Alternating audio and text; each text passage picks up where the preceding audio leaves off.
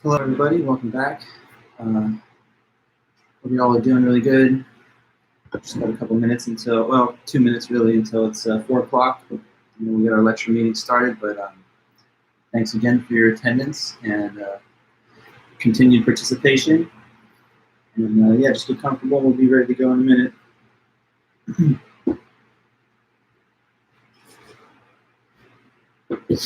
Feel free to tap in and say hello. Hi there, Megan, Rose, everybody else.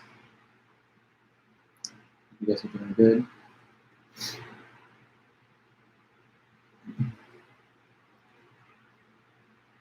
You and me?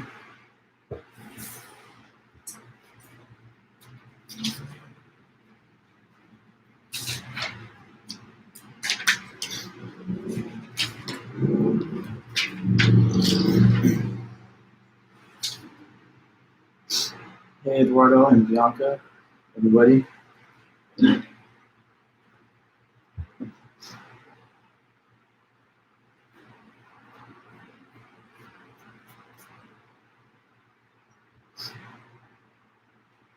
Hopefully not too many of you have been affected by the fires and stuff. I mean, I think they're kind of starting to be controlled a little more now, so hopefully the air is better. But yeah, hey there, Fernanda. Good to see you too.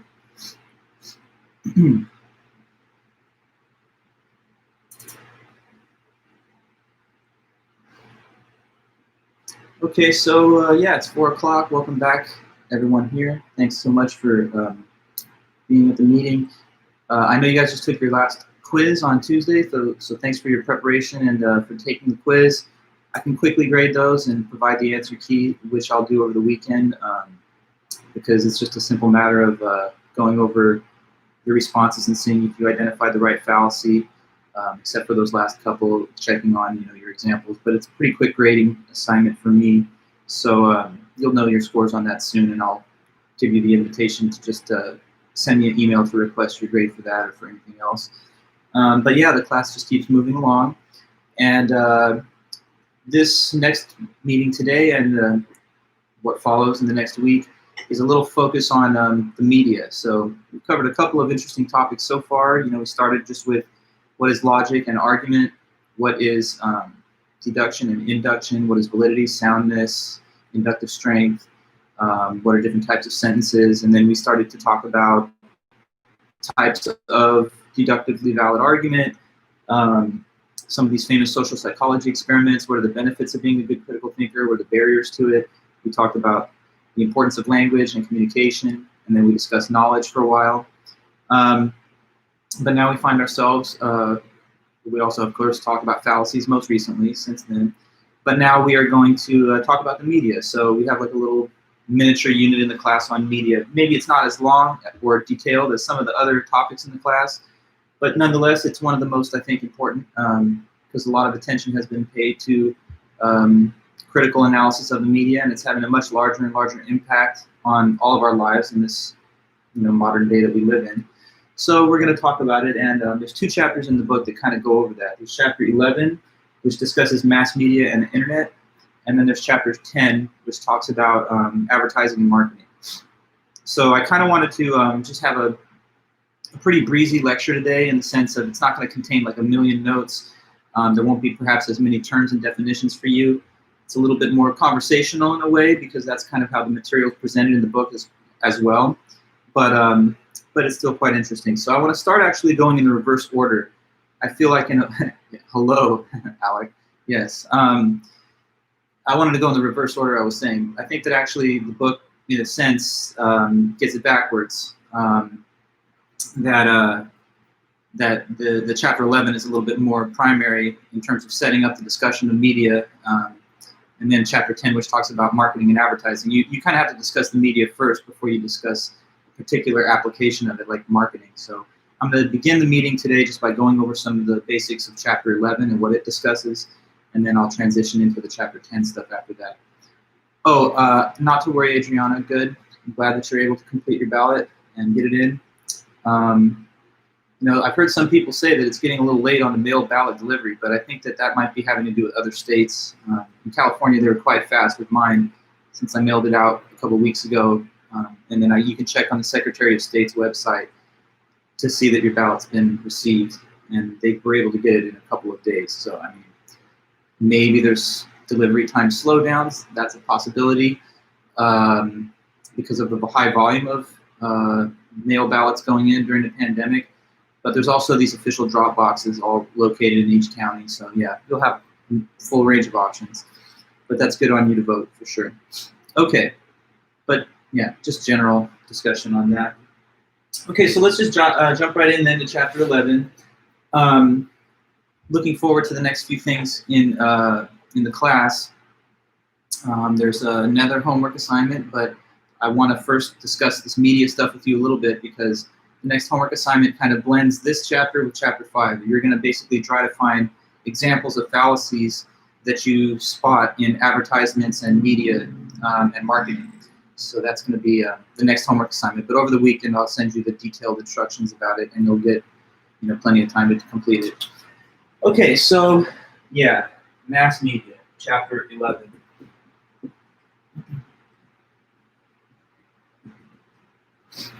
And like I just mentioned, there might not be as many detailed notes, but nonetheless, there's a lot of cool information. So good critical thinking skills require that we are able to critically evaluate and analyze information that we receive in the media, both mass media and more targeted, narrower demographic media, which is sometimes called niche media, and we'll talk about that.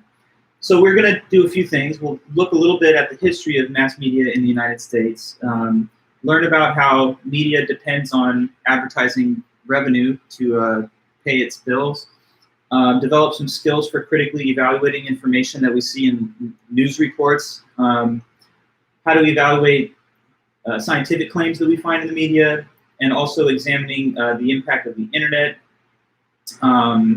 media and marketing, and how the government sometimes exerts an influence over the content and the quality of media. When will the quiz be graded, Miguel?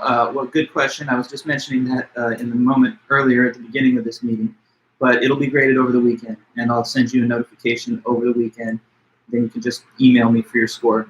But it will not take long. It'll be done within a 1 week time period from when you took it on Tuesday. But even sooner than that, I'll send a message over the weekend, and then you'll have it done. Okay. Yeah, so back to the mass media. Well, we citizens of the United States, and really just, oh no, it's not to worry. Thanks for your question, Miguel. We here in the United States and just in general in the West and really globally take in so much media information every day. Our media consumption diet, especially I would say during the pandemic, is way up there. Even prior to the pandemic, if you look at figures and statistics like some that are mentioned in our book, we view hours and hours and hours of media every day. According to pre-pandemic statistics, it was upwards of 7 hours looking at some type of screen, whether that's your cell phone, your computer, your television, not to mention, traditional forms of print media that some people still do also view. So when you add together all the different ways that you can look at media information on a television, cell phone, internet, and print media, we're just drowning in media information, all of us every day. Prior to the pandemic, it's like 7 or 8 hours a day, and now that we can't really go out and meet and do social things in the real world, I'm sure that it's even higher. So before, if you go back in history, before the advent of television, which is kind of a relatively recent historical development since World War II in the late 40s, we started to have televisions. But before that time, radio and magazine were the main forms of mass media, and also newspapers. So let me give you a quick pair of definitions. Mass media compared with niche media.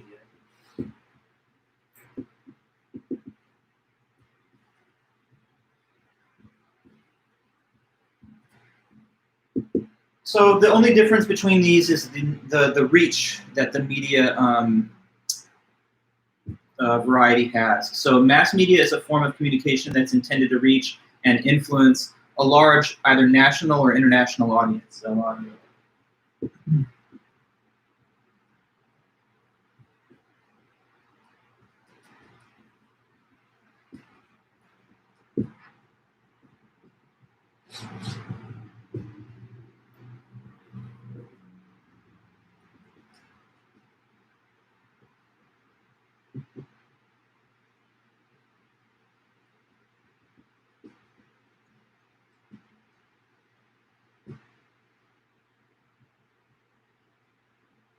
Okay, so some media is not tailored to a specific demographic, like men, women, young people, elderly people, sports enthusiasts, homeowners. Like it's just anybody.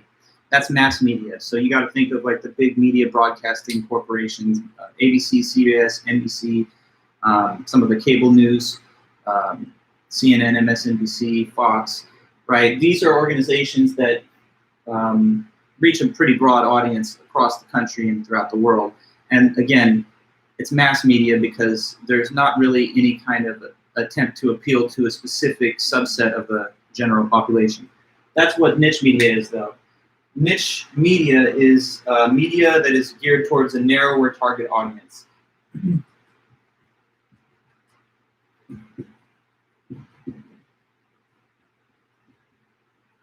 Geared, like, presented towards, like, appealing to a narrower target audience or demographic. So, you know, like, for example, I don't know, TikTok's like a form of media that's probably generally for a little bit younger, like Gen Z type or whatever. Right, Twitch would be like more gamers, I guess, and people that do live streams. And then, of course, like, I don't know, like ESPN is for the sports enthusiasts. If you go into the world of magazines, like Guns and Ammo for the firearm enthusiast. And then there are some forms of niche media that are including programming that's tailor-made for like a specific type of person. Like, I don't know, Oprah Winfrey Television Network is kind of a little bit more characteristically feminine. Spike TV used to be for, like, you know, the stereotypically masculine male. So there's all kinds of media that is a little bit more narrow in its focus, just trying to appeal to a more specific, well-defined group of people. But before television in the 1940s and beyond, and before that, radio, magazine, and print were the main forms of mass media. Now, by the 30s, right, about half of United States households had a radio. And in the 30s and 40s, there were just a few radio networks that did all the news and all of the entertainment programming too. If you wanted to watch visual news, like, you know, today we would tune on to like CNN, MSNBC, Fox News, or just your local news channels. If you wanted to watch news, like see it instead of just hear it on the radio, you would go to the movie theater, and they would have newsreels that they would show at the public movie theaters, like on a certain day of the week. So that would be kind of a different experience back then. You'd have like a communal viewing of the news instead of being by yourself, yelling at the TV or whatever. After World War II, for years, there were just 3 television stations. So the early generation of TV, there's much more limited menu of viewing options for you. Does anybody have a thought or knowledge about what those main 3 stations were? They still exist, the big 3. But in the beginning, they were the only 3. Does anybody have a sense or a guess about what those 3 stations are? The original 3, the big 3 TV news networks. And, well, just not news, but stations. I mean, they would do everything. Variety shows, entertainment, sports, news. I would love a guess. Okay, well, Christian, maybe ABC is one, yes. CBS, another one, Christian, I think was just a typo. ABC, CBS, and NBC, that's right. So the big 3 originally were just those 3.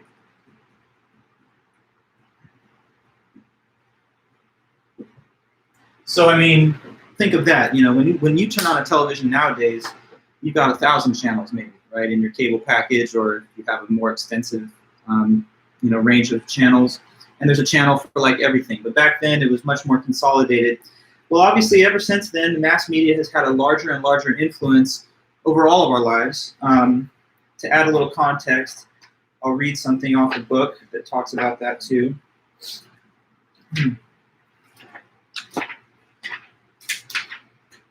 Okay, yeah, so, well, I'll read this quote, but I'll just put it into context. What they say here in this quote is about how the media is having such a much larger influence over our lives. It's something that we pay so much attention to, and it's taken over the role of certain other time-honored institutions that used to provide us with information before that. I mean, in the days of your great-great-grandparents and stuff, they wouldn't have had like 10,000 different media reports flooding their mind, competing for their attention or for their belief. You would have just had a couple of centralized media organizations, if that, and you would have had more central control over the presentation of information. Nowadays, with there being like a million different media organizations, it's hard for some people to distinguish what's true from false, or for all of us to have agreement on a common set of facts, right? If you have one media organization saying, you know, saying X, and then the other one says, no, X is false, you're sort of the person now left to make a judgment about what to believe when there are inconsistent claims that you're being presented with. But before the explosion of all this media, there would have just been a couple of honored institutions and sources for you to get information from. You know, if you wanted to inform yourself about something, let's say before the era of internet and this mass explosion of media, you would have had to like go read a book, go to a school, learn it in a class. You know, you wouldn't have been able to just say, go on your phone, start looking for any website that gives a weird slanted view on it that corresponds to what you already hope to be true. So you wouldn't have had the same ability to have your confirmation bias reinforced all the time. Because as it is today, there's so much media out there that you can sort of just choose your own adventure and pick whichever media source that aligns with the things that you believe. And it takes away the influence of your parents, of your teachers, of your schools, and other time-honored institutions to provide you with facts and information. So let me read about it. Here's what the book said. The increasing presence of mass media in our culture has changed our lives. Since the 1950s, more and more of our experiences have been shaped by the corporations that control the media rather than by family and educational institutions on which past generations relied. But on the other hand, without these corporations and mass media, we would not have the free or relatively inexpensive access to entertainment and information, including news, consumer reviews, and online databases, which we now enjoy. So it's kind of like a double-edged sword. You got to see the bright and the sort of not so bright side of this current day status quo. Isn't it awesome to have like blazing fast computing and access to information at your disposal? Just do a simple web search. How you can just Google anything or purchase anything just in the blink of an eye. That's something that's really, really impressive that your ancestors did not have. But at the same time, they weren't all fighting with each other about what to believe about what's true and false, because they were easier to be on the same page when there wasn't such competition in the world of presenting information. Okay, so since then it's had a larger influence on our lives. Nowadays, in the modern time, cable, cell phone, internet give us far greater media choices than ever before in history. Audiences are more specialized. Specialty networks and media arms are developed to cater to the interests of a special group, as we see with this niche media. People today also increasingly seem to select their media diet on the basis of their political ideology also, right? So you'll notice that. I mean, sometimes a person who is thought to be characteristically liberal might be a person who's more interested in getting their news from certain sources like NPR, MSNBC, or a person who's more, stereotypically conservative might be more favorable to watching Fox News or like Breitbart or One American News Network, And so when you select your media and your information sources in a way that reflects your own political ideology, that's the playing out of confirmation bias. And over time, it makes it such that different communities within one country or within the world no longer agree on what's true and false. And so it makes it harder for us to have the conversation of democracy and to make reasonable arguments to each other when we're operating from a whole different set of facts. And as I've said, this political polarization that's intensified by being able to select media that aligns with your ideology is, again, something that didn't exist so much in the past before the explosion of digital and internet media. So people can kind of find themselves trapped within an echo chamber of like-minded information, right? If you only seek out information from friendly sources, then you're never going to have your beliefs challenged at all. And after a while, you may not be the best judge of what's true and false because you prevent yourself from ever having to defend your views or from seeing the criticism of those. We also see a disturbing trend of corporate consolidation over the media. So increasingly, fewer and fewer corporations control more and more of the news media and the content that we receive. If you go back a little ways, like in the early 80s, there were over 50 companies that controlled the overwhelming majority of news media that we would receive. But nowadays, in the recent decade, it's controlled by just a handful, and that's mentioned on page 336, where it says that at the same time that news media options are proliferating, so like we're getting more options, but there are fewer people controlling the options, a select few large corporations are controlling the news media. In 1983, 50 corporations controlled the majority of the news media in the United States, but by the year 2014, the media was controlled by just 6 corporations, which include Time Warner, Disney, Rupert Murdoch's News Corp, Bertelsmann of Germany, Viacom, and General Electric, which owns NBC. So, I mean, yeah, just 6 big companies controlling so much more of our media diet. Sometimes people worry about central control and monopolization of media. There's reasons to be concerned with that because they have a heavy concern with getting advertising revenue flowing, and their interest in keeping the advertisers happy who pay for the sponsorship of their programming, right? That's how the profit system works for these media corporations. You know, there's advertisers that know there's a lot of viewers that are attracted to the programming, and so they pay the media organization a fee to run the ads during their airtime, and that's kind of sometimes expensive ad buys depending on how popular the show is and et cetera, right?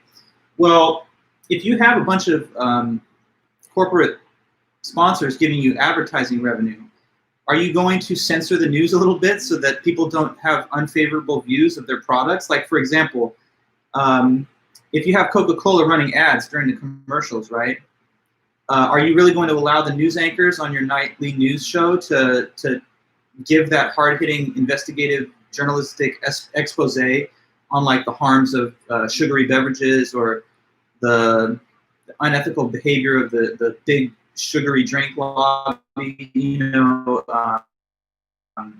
you're probably not going to run that, because if you do, it'll tend to harm the market value of Coca-Cola and similar companies who are running ads during your commercials. So you might be worried about the quality and accuracy of news media information because of the, in a way, conflict of interest that exists between them wanting to attract advertising revenue and also having to report on the news. Here's another fact. The influence of traditional print media, like newspaper, magazine, and even television, has declined by over 30% since the year 2000. So in the year 2000, right at the turn of this century, we were actually seeing peak levels of profit and consumption of print media and television news. But it's gone down by 30% since the year 2000. Why do you think that has happened? What could possibly be the explanation for why print, newspaper, magazine, and television has declined in its overall viewership, 30% since the year 2000? Do you have any idea what might be the explanation? What's happened since 2000 and 2020 to bring about this decline? That's right, Alec, it's the internet. Exactly, yes. The rise of the internet and social media. So for one, people are comfortable getting a lot of their news just on social media through crowdsourced and sometimes unofficial sources that are not just in the mainstream media. Media organizations themselves have facilitated this shift because since there is so much more social media news and crowdsourced information that you can find on like breaking news on Twitter, what's trending right now, that reduces some of the labor costs associated with news reporting, right? You could just say, oh, like people have tweeted that are on the scene of a shooting, and we're looking at their tweets, and we're looking at their videos that they're posting online. So in a way, that takes away some of the work that otherwise would have existed for people whose job it is to get involved in reporting those things. So it's almost like everyone's a reporter. We kind of crowdsource the function of providing information to each other, and that's changed the market share of older forms of news or news media. There's also a couple of other disturbing trends.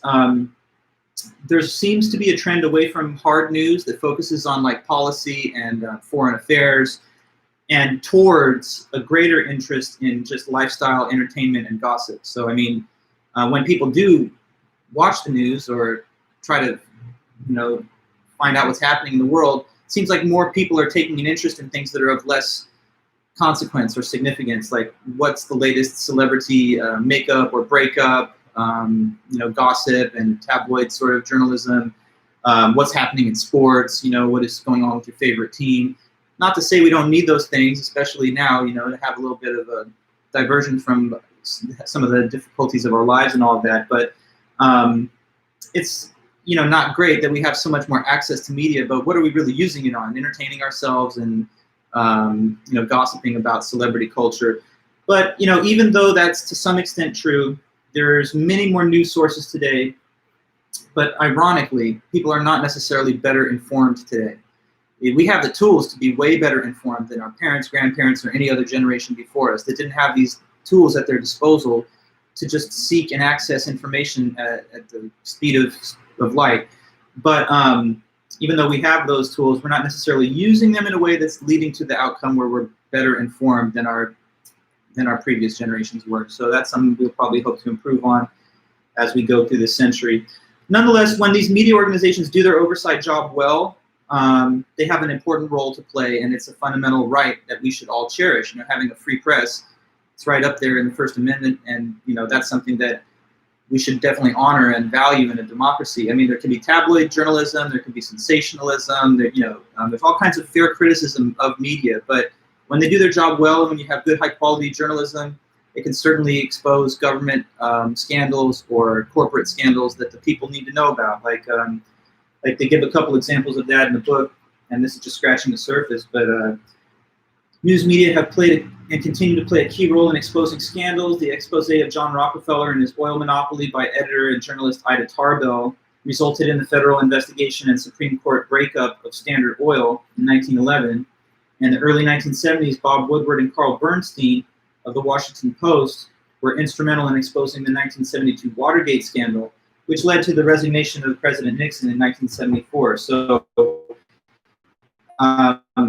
there's Pulitzer Prize winning journalism, and there's extremely important, dangerous missions that some of these journalists go on just to provide us with facts and information that we can use to make important decisions. So it's obviously a valued institution as much as it deserves some fair criticism. Another area where criticism is justified, I think, is that sometimes the accuracy of news media reporting can be harmed by the rush to be the first to get the scoop. Okay, so like a scoop in news is when your news organization is the first to report on like a big story, But the problem is that in the rush to be first, that doesn't always make you the most accurate. And a lot of times then the facts that are reported have to be clarified and retracted later. Like a clear example of this is when there's some kind of emergency, like a mass shooting, a school shooting or something, the original reports that come out at first are oftentimes wrong because of the confusion involved in the eyewitnesses that were there. People are hearing shots and they're overwhelmed, and as far as they can tell, there's multiple shooters. And if that's the case, you start wondering, is this some kind of organized act by people that have plotted in together? And then later on, it gets found out that no, that was just one person that had lost their mind, and the chaos and panic produced kind of like a fog of war where people were misinformed and the wrong information made its way out to the public. So sometimes the first reports are not necessarily the most accurate. Sometimes you got to wait a little bit to get the clearest factual information. There's also the case of the year 2000. I mean, we have an election on Tuesday coming right up, as everyone knows. But in the year 2000, it was George W. Bush versus Al Gore. And it was a close election, and it was right on the tipping point. Every news organization wanted to be the first to call the winner of the election. And it looked like it was going to come down to Florida. Basically, initial vote returns indicated that it looked like Gore was going to become the victor of Florida and therefore take the election. And some news organizations reported prematurely that he was in fact the winner. Now, whatever we think about the eventual outcome, the Supreme Court got involved, people tried to halt the recount, there was all this controversy about some of the ballots and whether they were valid or not. But in the end, the rush to be the first to report made some of those news organizations look worse than they otherwise would have, because the ultimate winner turned out to be Bush. Okay, so just a few basic points and some interesting commentary on the significance of the media, its growing sphere of influence, and how we should take at least some criticism toward it as reasonable. There's also the internet, okay? That's also mentioned here in chapter 11. Now, I'm old enough to remember sort of the beginning days of the internet, you know, back in the 90s when it started. It's a way different world now when it comes to the internet. I'm sure you guys don't know about this, right? But back then it was like dial-up internet, and you know, you're using America Online, AOL, and like, you know, it takes up your phone line. It's like really slow. It takes like 10 minutes sometimes to just download like a simple-looking image or something. So there was no social media. I mean, there were chat rooms and stuff, but it was totally a different scene. Nonetheless, as we all know, it's become a major part of all of our lives. I mean, look at us right now. Without the internet, we wouldn't even be able to be talking right now. I sometimes think about that, right? What if we were the kind of people living, like, you know, a century ago there was the Spanish flu, and there was a pandemic then, and there were masks, you know, mandated and social distancing, but 50 million people died worldwide. Geez, that's a lot. And so hopefully nothing like that, as bad as that, happens in this case, but we'll have to see how it goes. But anyway, I was thinking that if, you know, we were experiencing this current pandemic without the internet, imagine how much more sad it would be. We couldn't even Zoom. We couldn't even, you know, hold these classes. I mean, we would just have to be, maybe we'd have to be using telephones or something and trying to do everything just using audio. It'd be a real mess. So at least we can thank the internet for giving us a little bit of social contact and connection while we deal with this problem. But I digress. Anyway, the 90s is when the internet started to really get rolling, but more in the 2000s and to the current day, the use has tripled. Today, there's over 2.5 billion people that are online, and it's obviously a major part of our daily lives, so we have to think about how we use it, and in what ways it's positive and productive, and which ways it's sort of counterproductive. So current day, a lot of American high school seniors spend more time on social media than they do studying. The statistics provided by our book, which are, I think, relatively current, is that in 2017, over 95% of college freshmen are on some type of social media site. I almost thought it was 100%, but I guess there's a couple people maybe that out there just don't want to be a part of all that. But yeah, when you think of Facebook, Instagram, I don't know, Twitter, TikTok, you know, and on and on and on, about 95+% of you guys are on at least one of these sites. And college freshmen, that's the figure I'm talking about, over 95%, will spend over 25%, 25% of those people that are on these social media sites will spend more than 6 hours just checking their feeds each week. And some people, according to statistics, are doing more just social media fun and games than studying for their courses or other important tasks that move their life forward. Of course, I don't want to be a critic or anything. I'm just taking some of my cues here from the book. And I mean, I'm also, just as much as any of you, a user of all different types of social media platforms, including the current one. But I think it's well advised that you have balance in your life, right? You know, you can't just make everything a lighthearted, fun thing. You got to sometimes kind of focus, hunker down, and take the hard task of doing work, even when it's not the most fun. You know, so. The internet, social media, video games, television, etc. They give us a lot of distractions, which is a good thing sometimes, but at other times it gets in the way of important duties and obligations that we got to make progress on. So I'm just saying it's wise and reasonable to have balance and to try and make sure that you hold yourself accountable. People, I understand, are tempted to spend more and more time online because it's like nowadays you can do anything online, right? Think of all the things you can do. You can attend classes. You can buy consumer products, you can shop, you can meet people. I mean, people have whole relationships that they conduct online. Some people go into these simulated environments and they have like these avatars, you know, that they just sort of live out a fantasy life with. So if you name it, almost anything can be done online that we used to only be able to do in real life. It gives you job-seeking opportunities, access to the news, but of course it's making other traditional forms of media obsolete. So we should be able to think critically about what we see, hear, and post on the internet. Now, I know everybody thinks they're the exception to the rule. You know, every single person is like, well, some people spend a lot of time online and it hurts their grades. But I'm one of those people that's just so dexterous and multi-talented. I can multitask. I can get it all done. You know, nothing really phases me. maybe you are that exception to the rule, but just be wise to the fact that you don't want to make it as hard on yourself as possible. You know, give yourself the time and space to succeed at the things you want to do well at in life. You know, when I was a little kid, I was trying to learn guitar. You know, I ended up becoming pretty good, but I really had to force myself to sit down with the instrument and play like for 30 minutes a day, because even back then, you know, I mean, I didn't have all these things today that would distract kids, but I wanted to play, you know, my video games and just chill with my friends. So it's kind of a similar thing. Okay, the textbook makes a mention that you should be kind of careful about the nature of content that you post online. Like they advise against doing anything like posting something that's illegal or defamatory or harassing or derogatory, or something that's like overly sexual. They mention that you should consider who can gain access to the stuff you post that's an unintended viewer. Like you want your friends and people who you think will think it's cool to see it, but you know, maybe you don't want, I don't know, parents or employers, or in some cases, you know, institutions that may be evaluating you to see those things.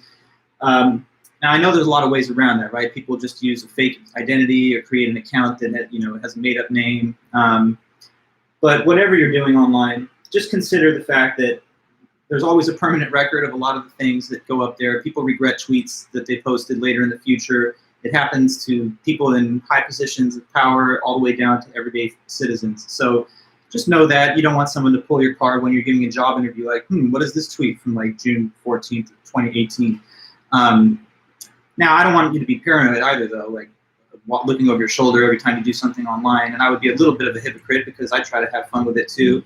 I also think it's in a way an unfair standard, because we know that there's people that are well placed in power who feel free to say almost anything online. But in a way, I'm sorry to say it, there actually is a double standard, though. I mean, some of the things that people can get away with in certain positions are not the same things that me and you can get away with in our positions. So you just got to know what the expectations and norms are, and try your best not to cross too many lines. Okay, well, the internet can be seen as an equalizer in a certain sense too. It equalizes in the sense that it makes the discussion of ideas and the distribution of information widespread. So you don't need to be a person, you know, who owns like a media organization, or like you have a private print press to get your ideas out there. You know, you can just be on social media, communicating with other people, networking with them, organizing with them. And so in a way that can assist and facilitate democratic organization and democratic reform throughout the world. So that's another positive and inspiring aspect of it. And you know, a lot of these revolutionary movements that happened in the Middle East over the last decades, the so-called Arab Spring, where we saw long-standing leaders fall in like Egypt and Libya and other places. A big tool that allowed for mass demonstrations to proceed and to be well organized was social media, just Facebook, Twitter, and those kinds of sources. Of course, there's also the potential for tampering in democracy, as we all know, which has in fact happened and is to some extent happening again even right now as we speak here. So there's always that sort of like, I don't know, yin and yang, light and dark side of the internet. We got to try our best to make the positive use of it, but we can never fully eliminate the sort of darker side. Be wary, of course, of claims that you encounter on the internet. Some of these things are not actually accurate. You got to oftentimes check against other available sources of information to see if you can corroborate a claim.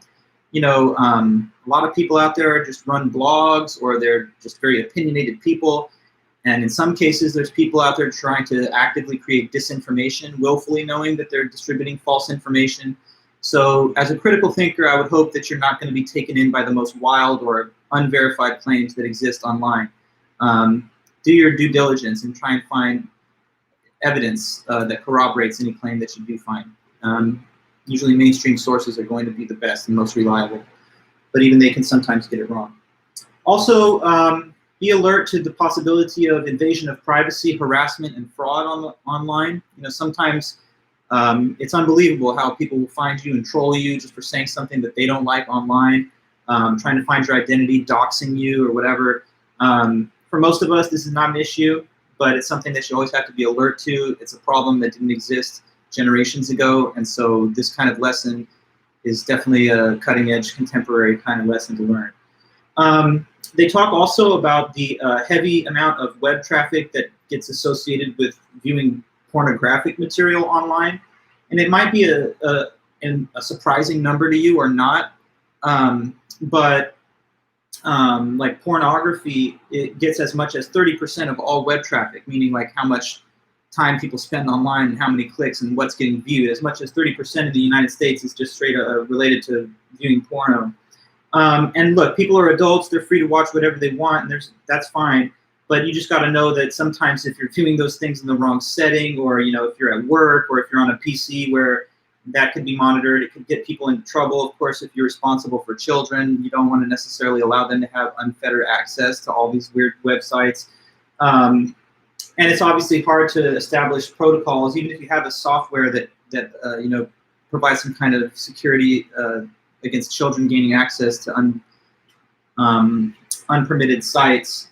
It's pretty easy for them to hack through it if they're smart kids at all. So just be careful about that. They mentioned plagiarism as well, which is a sad fact, but as many as over half of college students will have at least used the internet to submit some type of material, and in many cases this counts as plagiarism, which is wrong. It's deceptive. It shows resistance to learning the material the teacher's trying to teach you. We would not have any such thing as merit and qualified people holding positions if they just turned in other people's ideas and submitted it as their work. So the internet does facilitate the easy way for a lot of people to cheat, or at least attempt to do it. I like to think that in classes that I organize where I'm taking written work, it's hard for people to get past me because I just know how to go online and just Google stuff. But yeah, it's a bad thing. It does not make your professor happy at all. So I would just say you should never do that, both for your own sake and just for the fact that it's wrong. Okay, media literacy. So another little piece of vocabulary really quick. It's not the most detailed idea, but it's just something simple. Media literacy, knowing how to critically analyze the influence of media. So the ability to understand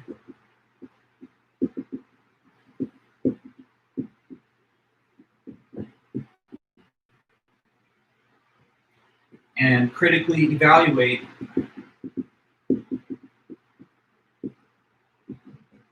the influence of media.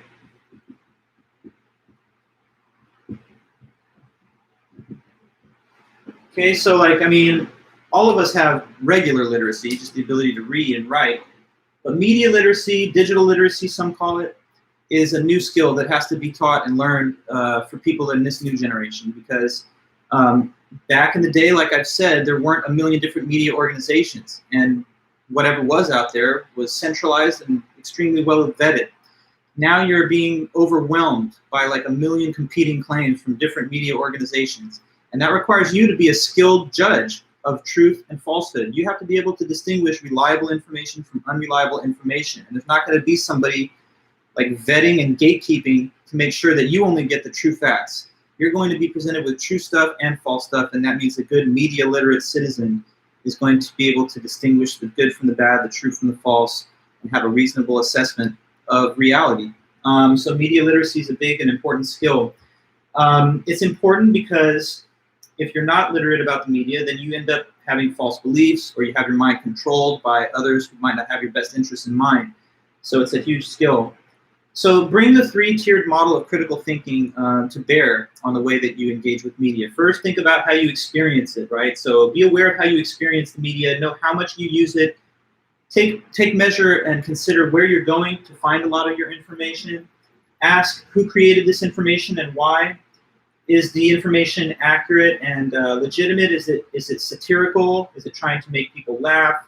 Note also any attempt to modify the viewer's perspective through the use of graphics or music or sound effects, right? Sometimes a news anchor will be showing a story which would seem really innocent, except they start to play brooding, disturbing music in the background to induce in the viewer a sense of fear or apprehension. Or sometimes there'll be a story and you might not have thought much of it, but some kind of lighthearted little childlike nursery rhyme song is playing in the background and it's supposed to make you feel all happy and touchy-feely about it. So sometimes the design of the set, the use of graphics and music can further control and shape the viewer's perspective on whatever the news is. Note the time that is devoted to various stories that appear in the media. Sometimes that'll give you a sense of the priorities of the media organization. Like they'll give more time to stories that they think are more valuable or that they think the viewer wants to see more of, and less time to other stories. In some cases, especially this has been noted with like a lot of local news, that the majority of airtime is given to the stories that have the least, real world significance or importance. Like more time given to a story about the weather and sports and like a new fashion accessory that's been released, and just a couple of seconds given to like, oh, like here's the problems with our ballots, or like here's the problems with this political argument that's being made by a candidate or whatever. So so keep those things in mind. And when we get to the fourth homework in the class, this is later on because we still have to get the third one done, but in the tail end of the class, I'm actually going to have you do a little critical media analysis, a little short report where you're going to watch like a news show and you're going to try and find fallacies in other areas to find criticism. And you'll take measure of that. You'll look at like how much time is allotted to the various stories, and that could be part of your critique. Okay, next, after you take view of how you experience the media, have a clear sense of how you interpret it. So start to interpret it. Make sense of what you've experienced by asking yourself what values or ideas have been expressed. Examine the reaction that you have to this information. Do you have a positive or negative reaction? Why do you have that? What does it say about you? Do you have any confirmation bias? Do you have any resistance to hearing information from any kind of media source? If so, what is it? Why? Try to mitigate that by taking in information from a variety of sources. Sometimes it's good to take news from a couple of different sources, even sometimes sources with which you don't necessarily have ideological agreement. If for no other reason, then it is good to know how people think about issues, even those that you don't agree with, because then you have a better understanding of where others are coming from, even if ultimately you won't find, common cause with everybody. Try not to be narrow-minded. Ask other people what they think as well. Talk to other people, engage with others, have dialogue, compare notes. Sometimes another person's perspective or point of view will really open. See if your analysis is rational. Is it driven by any emotions? Note any resistance that you may have to different interpretations. Okay, so that's what I wanted to say to you guys about mass media and all of that. But there's a little more I still wanted to talk to you about when it comes to just marketing and advertising. So advertising is another topic that falls within this scope. Why are some companies so good at advertising and marketing? And why is it that so many of us are persuaded in a lot of cases by the things that we see advertised? In this chapter 10, which is what we're now going to talk a little bit about, chapter 10, advertising.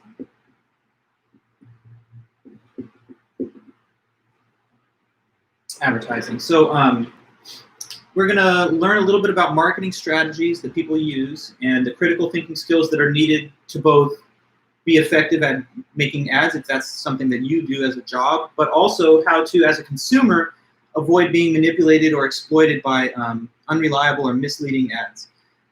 So advertising and the media, there are three main purposes of ads. Like, why do these ads exist?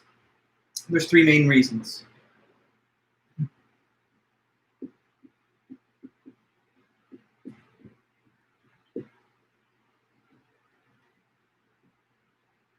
Okay, so one is just to create product awareness.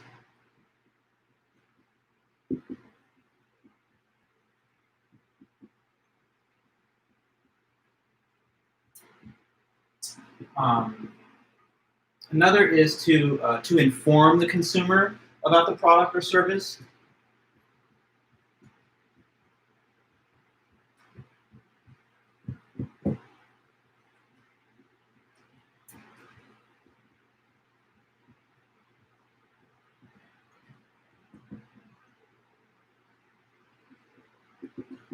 And then third purpose could be to motivate consumer demand.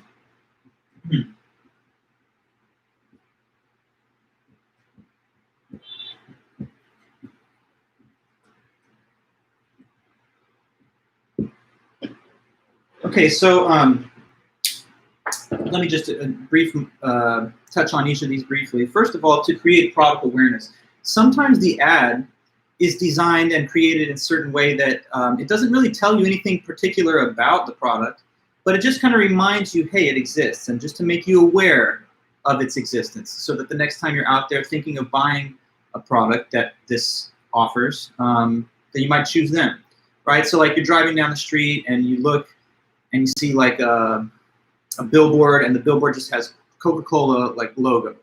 That's it. It's just that classic cursive font splashed against the red background, and Coca-Cola. You know, and you just see that. It's not telling you, oh, Coca-Cola tastes great, less filling, or Coca-Cola now with this flavor. You know, it doesn't tell you anything about the product or service, why it's suitable to your needs, but it just makes you aware. It's just in your mind now, sort of subliminally.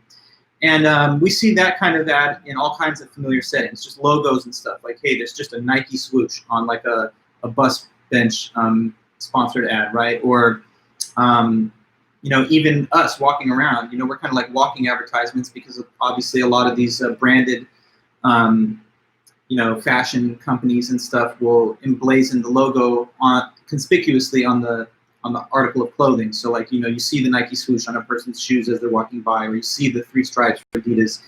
And that makes that an effective way of advertising to anybody who sees the person, therefore furthering the market of the product. So creating product awareness is one purpose. Another is the second one, and that's a little bit more like classic advertising of the old years. If you go back and you watch like television commercials doing advertisements in like the 50s and 60s, they're more in that second category, where they'll tell you stuff about it at least. And still to this day, of course, we have a lot of ads like that. Say you're watching like a car commercial and they're saying, okay, well, here's our new model. It's got 4-wheel drive and power steering. It's, you know, 10-cylinder. We've got the best safety record. Here's a pretty cool function. Look how, like, I don't know, like the sunroof can pop up and then also come back. You know, so they'll tell you stuff about it. Basically, they'll give you reasons why this has got good features, why it's something that would be helpful to you for whatever purposes you want to buy the thing for. And then a third possibility could be to motivate consumer demand. So like, I don't know, you go into the cereal aisle at the grocery store, I don't know, like a PlayStation 5. Like 1 out of every 10,000 boxes has a special coupon that gets you a free PS5. That's not advertising by telling you anything about the product, nor is it just reminding you that it exists, but it's trying to stimulate the demand in a certain way. Sometimes consumer demand can also be stimulated by like having a famous celebrity figure appear with the product, and that makes the person kind of want it because of the association with the popular person or figure. And of course, there could be ads that create, or I should say, combine some of these together, right? So they're not mutually exclusive. A single ad could achieve more than one of these, but they are at least logically distinct points. Okay, and these ads appear in many familiar settings. We see them on television, online, in physical space, everywhere, right? We're drowning in media and marketing impressions. By its very nature, it's an attempt to persuade, right? Every commercial or ad that you see is kind of almost like you could think of it as an implicit argument. And the argument's conclusion is, therefore, you should buy this product. And the premises of the argument are whatever reasons, either explicit or implicitly stated, that are giving you some kind of motivation to buy the product. So they're geared towards trying to persuade you to buy something. You know, they don't make these advertisements for fun. They're doing it because they want to make money, and they want you to spend money on the product that they're advertising. So you got to realize that and understand that sometimes these ads are going to stretch the truth, or maybe make a false, fallacious appeal that's not based on reason, because they're not as much interested in presenting facts and truth as they are about making money. And sometimes those two goals don't go towards each other, right? Sometimes the ad may contain little information about the product itself. Okay. Next, we'll talk about the role of advertising in the media. So we're exposed to tons and tons of advertisements all the time, and there are marketing research firms that spend billions of dollars every year to identify the target audience of their products and then create ads and placement that are geared towards those specific targeted audiences. The Nielsen ratings that are used on television, for example, is one case of that. So Nielsen is the ratings compiler for television viewers. Basically, they can tell through their rating system how many people are viewing certain programs and what their basic demographics are. Like, are these women, are these men, are these young people, what age group? So when the rating system determines these facts, like what's the average viewer of a given media production, then ads are placed during the intermissions that cater to those types of people, right? So like if you're watching Nickelodeon or something, the commercials and the intermissions are going to be what? More like towards the child's sensibilities, right? Products that are more in line with their interests, right? If you're watching, I don't know, like NFL football, that's when you're going to maybe see more like stereotypically masculine viewer, and so they'll try to design advertisements that cater to the sensibilities of that type of person, you know, cars, trucks, et cetera, et cetera. Maybe if it's a show that is more on the feminine side, you know, like then you're going to see like a soap opera or whatever, then you're going to see more characteristically targeted ads that are for females and stuff during the intermissions. Another aspect of advertising, so we've got these notes now, is what's called product placement. And I want to talk about that for a minute.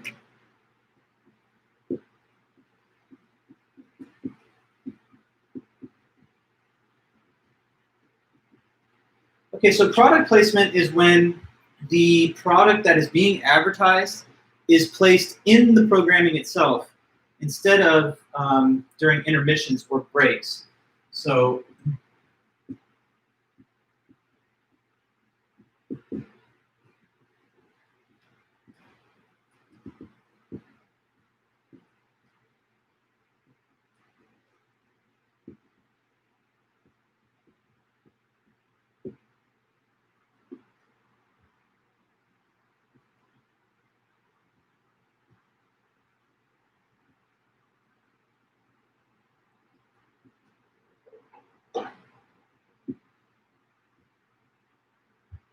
okay, so this is a very effective and kind of clever marketing tactic that is used.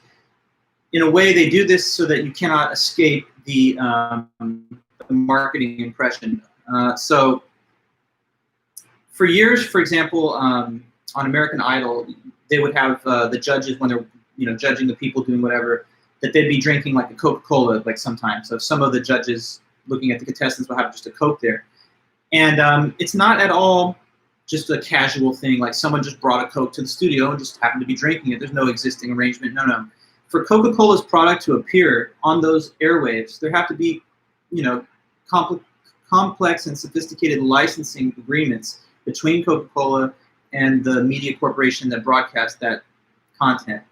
So the only reason that it's on the show is because they have actually paid to have their product placed in the media, and therefore it enhances the desirability of the product to all the viewers. But that's just one random example. Can anybody think of another case like that, either film, television, or anywhere else where there's been product placement? The product is in the programming. Let me see if you have any examples of that. There's a few that are mentioned in the book that I'll refer to, but I wonder if you guys can contribute any examples of your own. Where someone is driving a car in a movie and the logo is clearly shown. That's exactly a good example, Alec. Yes, let me get to that really fast. I actually had the same thought. And they talk about it here, yeah. So in the movie Transformers, every car is made by General Motors. And yeah, I feel like there's been, Transformers 4 featured Cadillac as well. So they talk about the Transformers franchise, but I think I've seen similar things in like Fast and Furious movies and stuff. Anything else? You see it in sports, right? Like, so if you ever have watched NASCAR, for example, the vehicles themselves are emblazoned with all these decals from corporate sponsors that pay for the car to show those to the viewer. So the whole time you're watching the race, you're also having advertisements shown to you. The outside perimeter of like the football field will sometimes have ads placed on the walls. In a tennis match, you're going to sometimes see the Mercedes-Benz logos on either left and right side of the tennis net. Burger King and the Iron Man movie, good. characters eating Subway in many Korean dramas. That's also good. Andy's all over, Arby's all over TikTok. Now, I'm not 100% familiar with this example, Sebastian, but I figure it makes sense. Well, I mean, it's a sponsored ad, I guess what you're saying. Like, so you're scrolling through your feed and there's like, oh, here's an Arby's TikTok. And it's like they're just dancing and singing to, like, with a hamburger or something. Those are kind of funny, yes. You can't seem to escape them. They're in your feed. Yeah, it's kind of like product placement, but in that case, it's not placed in a program, but rather in like a website where you're interested in doing it for other social reasons, not necessarily to be advertised to. Oh, not a sponsored ad. So, well, then, I mean, I'm not sure. If it's not sponsored, then it's not exactly product placement. If it's just like a random person who's eating at Arby's, but I have not necessarily got the familiarity with the case you're mentioning, so I don't want to comment on it out of context. It's been viral throughout the app. Well, maybe it's just like people think Arby's is funny because, I mean, Arby's is kind of nihilistic. If you look at these silly commercials where the guy's like, we got the meat. And yeah, anyway, it's kind of fun. All right, we could talk about Arby's another time, but just there's examples on examples is all that I'm trying to point out. The book goes on, you know, sporting logos and sports like Nike or Wilson will appear on their uniforms. In E.T., there was an arrangement with Reese's Pieces that drove their market value up 60%. Now, it's an effective tactic because you can't, yeah, H&M on TV shows, certainly. Yeah, it's an effective tactic because if you're a person like me, just full disclosure, I'm not a big fan of commercials. I feel like I'm going to make my mind up based on my own research. I'm not going to, like, there's not going to be any ad that I'm going to see and I'm going to be like, wow, I didn't know I needed that. So I'm just that kind of person. I'm kind of I always skip them. Growing up, I always muted them. You know, if I'm watching YouTube or something, and I just can't wait to skip past it after I watch this little preview. But you know, if it's product placement, there's nothing you can do. You can't say, oh, well, I'm watching this movie, but now they're starting to drive around in like, you know, Audi cars. So I want to leave the theater and go to the bathroom until they stop. You can't do that, right? You're watching the movie. It's in the film. So it's an effective marketing technique. There's no escape, basically. It's found its way into the programming itself. Okay. Now, here's another thing that could be seen in a critical light. It's the effect of these television advertising and marketing impressions on little children.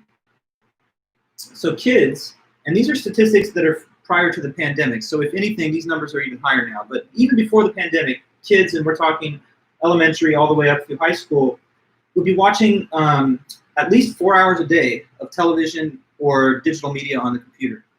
And so if you add this up over time, it adds to like an average of 5 hours of just marketing and advertising impressions each week, which over the course of a year is like 40,000 different marketing impressions. Okay, so little kids, they're not yet fully mature, not yet wise to the ways of the world and how they're being appealed to by these companies and these marketers. So they have not yet developed the critical thinking skills to be able to distinguish whether the thing being advertised is something that they want or that they need or neither. So companies know this, and that means that they sometimes will design ads specifically to cater to the sensibilities of little children. Okay, so like McDonald's, right? They have the Happy Meal, they have Ronald McDonald. This is like a cartoon kind of, I mean, it's like a clown character, right? And that's not trying to appeal to like grown-ups or even teenagers, right? It's for little kids. And then by the time they become a fan of McDonald's as a young little child, and they've got these early memories imprinted upon them, now they're a consumer and a loyal consumer of that company for life, right? So it's kind of like getting them early. And that's not the only case, right? Doesn't Burger King have like the Hamburglar, and all these cereal companies have like a different cartoon mascot, Tony the Tiger, Lucky the Leprechaun, you know, and the list goes on and on. So even sometimes tobacco companies, I mean, there was controversy back in the 80s and 90s. They had Joe Camel, and he was doing, they were advertising Camel cigarettes with this kind of cartoon looking like Chester the Cheetah kind of for Cheetos kind of camel character. And I believe that the laws were changed such that they could no longer run those ads. But you know, you got to wonder about the effect that it does have on these young kids who can't identify fallacious reasoning that is used in ads that are appealing to them. So as a parent or whatever, it'd be wise to probably inform them, discuss it with them, or at least limit some of their access to marketing impressions. Now, we've kind of looked at the critical side, but obviously we can also defend the status quo. These ads can also serve an important role because they inform us of products and services. But as we're trying to be critical thinkers, we got to recognize that they can also be manipulative, and they can sometimes cause us to buy things that we don't need or that we would not have even wanted if it wasn't for the effect of the advertisement on us. How do they sometimes compel us to buy things against our better judgment or that we might not be better off with? A lot of times it is specifically because of the appeal to our emotions and through fallacious reasoning and misleading rhetoric. So we have to be aware and learn about what techniques are used. So there are many common fallacies that we all learn now that we see in advertisements. And for your third homework, this kind of stuff is relevant because that's what you're going to be looking for. But just to name a few of the basic fallacies that you'll find, scare tactic is one. And the idea here is that sometimes you've seen ads like this. They try to scare you into buying the product, basically. They show you a character in the ad who has not bought the product, and it's like because they didn't buy it, bad things are happening to them pretty much. And so now they're appealing to you, like you don't want that situation, right? You better buy this product. Like I've seen insurance companies that it's like the guy didn't buy that insurance and he ends up like stranded in a ditch, and they're like, don't let that happen, buy our insurance. That's kind of like a scare tactic. Sometimes they'll play on your fear of being socially undesirable. I've seen commercials like that. There'll be like a young man, and in the advertisement, like a woman sees that he's got dandruff, and then all of a sudden they exaggerate. There's like dandruff floating everywhere, and then they say, "This is not what you want, right? So buy this Axe, shampoo, body wash, and the girls will love you." It's sort of like, scare tactics, right? Let me read about it in the book. They say here, many ads rely on fallacies and psychological persuasion instead of credible arguments and rational facts. Scare tactics, for example, are used to create anxiety or play on our fears, insecurities, or sense of shame. We are told that we're not good looking or thin enough, that we have bad breath, body odor, or dandruff, that we have an unattractive personality or the wrong clothes, or that we're bad parents. And then the ad promises to solve the problem, which in many cases we don't think we even have until we see the ad. There's also questionable cause, and that can kind of just segue right into that. So another element of the fallacious reasoning we see in ads is that they say if you buy our product, all of a sudden that causes your life to change in some amazing positive way. Like there's a Coca-Cola, Pepsi commercial, whatever, Sprite, and they crack open the can, and the next thing you see is that everyone's like young and beautiful on the beach, like having the best days of their life with great people, and it's just like fun, friends, everything's great, it's Coca-Cola. It's like, that's questionable cause. Is drinking a Coke really going to change your social situation or improve your life in any possible way? I mean, there's no link between the two associated things. Or that you'll buy whatever product and you'll become more beautiful, thinner, more popular, or just instantly happy. Sometimes the fallacy in the ad is popular appeal. They'll make it seem as though everybody's got this thing, and if you're not going to have it, then you're out of the crowd, like you're just a loner. I've seen like iPod, Apple commercials where they show people in every country, every walk of life, every age. They're all like bopping around with their iPod on, and it's like, how can you not have an iPod if we're showing the whole globe and people in like villages all the way down to like major cities using these devices? Yeah, so everyone else has one. That's the kind of popular appeal fallacy. Snob appeal is a subcategory of popular appeal. Sometimes there's like a popular celebrity endorsement sponsor who's driving the sale of the product. And there's inappropriate appeal to authority, which is a kind of another case that's similar to that. You'll see someone sponsoring a product even though they have no expertise or knowledge on it. They're just somebody who's well known. So like George Foreman sold these George Foreman grills. But the company that made the grills just was looking for a sponsor that was like a popular person. And George Foreman was a well-liked, popular athlete. But he's a boxer. He hasn't got any knowledge about like nutrition, or he's not a culinary expert or anything. So, you're taking the guy as an authority, but he's not in that field. Hasty generalization. Sometimes stereotypes are involved in advertisements where a certain type of person is given a basic, general identity without looking into the individuality of each person. You see amphiboly, grammatical ambiguity in a lot of ads. Like lowest price on our website, guaranteed. What does this mean? Lowest price on our website is guaranteed? Like the lowest price you guys offer is going to be on your website? Or the lowest price that anybody offers is what we see on your website? It's ambiguous. And sometimes they'll use these kind of ambiguous wordings to pull you in and make you interested. only to find out later that it didn't mean what you thought. Sometimes there's rhetorical devices and misleading language, so we've talked about that, I think. Euphemism is commonly used in advertising to make something sound better than it is. A small house becomes charming or full of, cozy, quaint, or compact. Something that's too cheap is marketed or branded as economical or of great value. Something that's really old and decrepit is full of character, classic. Sometimes there's hyperbole where claims are exaggerated, like breakfast of champions, Wheaties. Really though, I mean, it's just cornflakes or whatever. I mean, it doesn't really mean you're a champion just because you ate it. Sometimes emotional language is used, so the product tells you that it's fresh, awesome, that it's a miracle, that it brings pleasure or joy. And so images, slogans are sometimes created in a way to instill these kind of feel-good reactions from you and to get you to buy the product. Sometimes there's vague and ambiguous language. Sometimes they'll say like, oh, you can save up to 50% by switching to this. What do you mean up to? I mean, up to could be 1%, or it could be 2%, or it could be 49%. That's so ambiguous that we don't actually know until we inquire further. And by then, we're already on the hook and maybe going to buy it.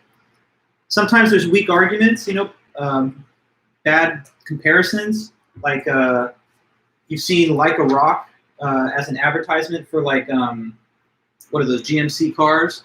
But it's a false comparison. I mean, a rock is more or less indestructible and it lasts forever. But a car, no matter how durable it is, requires maintenance. And so they're trying to draw on the connotations of rock, that it's durable, sturdy, and indestructible. But there's no real world link between that concept and what an automobile actually is. Sometimes hasty generalization is there, where they take a broad claim from an unrepresentative sample, or they don't tell you what the sample is that it was drawn from. So like in the Tempur-Pedic pillow commercial, which I think are pretty good pillows, but maybe this is not the best ad for it. It says, our sleep technology is recognized by NASA. That could already be inappropriate appeal to authority, but it's recognized by NASA and it's raved about by no less than 25,000 medical professionals. Okay, now 25,000, it sounds like a pretty big number, right? But what's the denominator? How many people are medical professionals? And what is the definition of medical professional? So if medical professional includes just the 700,000 physicians and 2.8 million nurses that are in the United States, then 25,000 people saying they like Tempur-Pedic pillows is less than 1% of that. It's no longer a very impressive statistic, but you wouldn't know it if you just looked at the number itself and didn't ask for where it was drawn from. So at the end of the day, we can certainly have some fair criticism of the advertising and marketing status quo. And I'll just kind of summarize some of the last main points of critique that I wanted to raise. Sometimes there's also targeting of minorities and the poor. I don't know if you'd be surprised to know that there are twice as many ads for junk food, cigarettes, and alcohol in magazines that are read primarily by people of color, like Ebony and Latina Magazine. But in magazines that are read primarily by white women, for example, like Good Housekeeping, there are far fewer of those. So sometimes the argument is made that unhealthy products are more aggressively marketed to people in lower socioeconomic conditions, which in a way exacerbates social inequalities that we already have. And in like some countries, like in the first world, there's been a big crackdown on smoking and it's declined. So like tobacco companies will then start marketing more aggressively in third world countries where there's not the same public health messaging. And so, it's like they're trying to find consumers wherever they can get them, but they're selling cigarettes, which after all are not the best thing for you. You can really argue that unhealthy products like sugary drinks, cigarettes, alcohol, when they advertise to you, they don't have your best interest in mind, because you'd be better off never smoking a cigarette, right? And so any advertisement is telling you do something that's bad for you, but it'll make money for us. Another thing is this. These ads are expensive a lot of times. They cost a lot of money, especially when they're being run in a well-placed media market, or maybe if they have an expensive endorsement sponsor, right? You got to pay that person to appear in the ad.